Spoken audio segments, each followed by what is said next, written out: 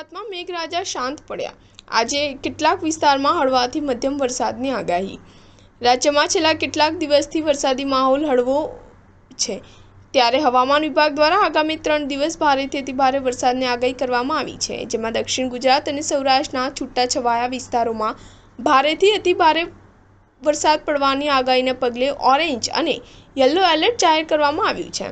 આજે જેમાં રાજ્યના મોટાભાગના જિલ્લામાં ગાજવીજ સાથે હળવાથી મધ્યમ વરસાદ પડવાની આગાહી હવામાન વિભાગે વ્યક્ત કરી છે।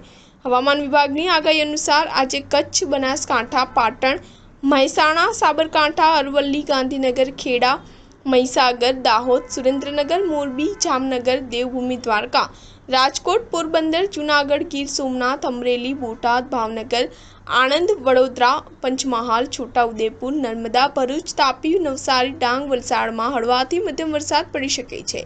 હવામાન વિભાગની આગાહી પ્રમાણે 2 દિવસ વરસાદી માહોલ હળવો રહ્યા બાદ 2 ઓગસ્ટથી રાજ્યના દક્ષિણ ગુજરાતના વિસ્તારોમાં વરસાદનું જોર વધશે, જેમાં દક્ષિણ ગુજરાતમાં ભરૂચ, નર્મદા, સુરત, તાપી, ડાંગ, નવસારી, વલસાડ જિલ્લામાં ભારે વરસાદની આગાહીને પગલે યલો એલર્ટ જાહેર કરવામાં આવ્યું છે।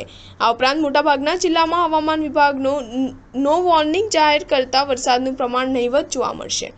સ્ટાર ન્યૂઝ 7 હંમેશા સચ્ચાઈની સાથે।